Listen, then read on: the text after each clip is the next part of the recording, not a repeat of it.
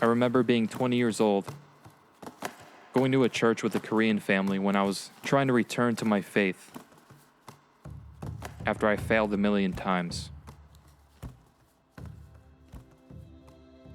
Looking at that family of how holy and righteous they looked, and how unrighteous I felt. But the joy that they had during this service was a crazy thing to see, and it's something I really wanted, but I didn't know how to have it yet. I don't remember what we covered in service that morning when I went to church, looking at this family worship and pray together, and I try to show gratitude, but I felt so lonely. So I remember leaving service and I went to a meeting with some people from school. We were setting up a short film for our film production class, and I remember I went out to get food. I went to McDonald's. And on the way to McDonald's, I felt the need to just pray out loud and say, God, what is it that I'm lacking? Why don't I feel loved? Why don't I feel welcome? And as I was praying, I pulled up to McDonald's, and towards the entrance I'm walking up, a tall man with white hair, a white mustache opens the door for me, and he allows me past him, and I say thank you, and he had the biggest smile on his face. And I walk up to the line, and he's right behind me, and I order my food, and he must have seen the ring on my finger, because he says, oh, you must be getting that food for your wife. So I told him what the food was really for, and I did mention that I was soon to be married, but not quite yet, and I admired his observation. I remember ordering all this food, and all he ordered was a vanilla ice cream cone. I will never forget that detail. And this is where it gets really interesting. Now remember a moment ago my prayer. I just needed to feel loved.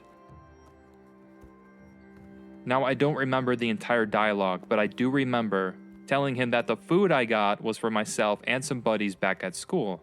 And I also had mentioned that I go to church at school too. It so happens that this man is the piano instructor in the music department at the same school that I go to. Also, that he's a good friend to the pastor of the church service that I go to at school. Coincidence? Sure, yeah, of course. I understand that this man was friendly, very friendly, and in a weird way, it was just, you always want to meet people like this, and this was one of those people. And we're about to leave, and we go back out the door, and I tell him, hey, it was really nice meeting you today. And he says, you as well.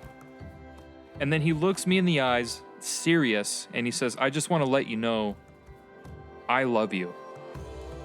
And I was completely thrown off. And then all I could say was thank you.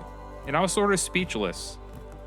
The way he said it, looked at me in the eyes, it wasn't as if he said it, it was like someone else had said it.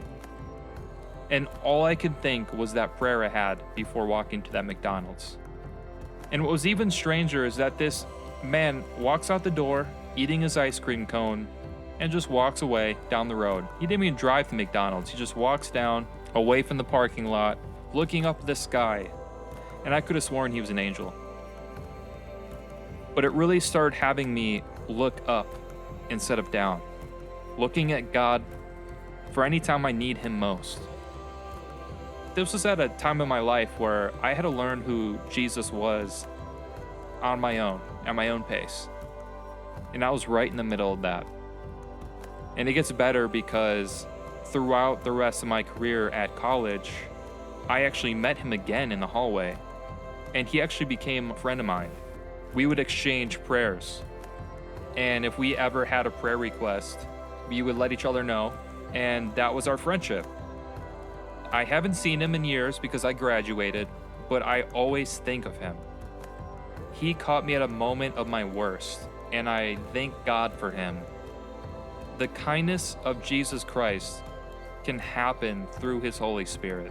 Whether you know that or not, if you believe it or not, I didn't just wake up one morning and say, hey, I'm going to be a Christian. It happened through a multitude of experiences where Jesus revealed himself to me because I earnestly seeked him.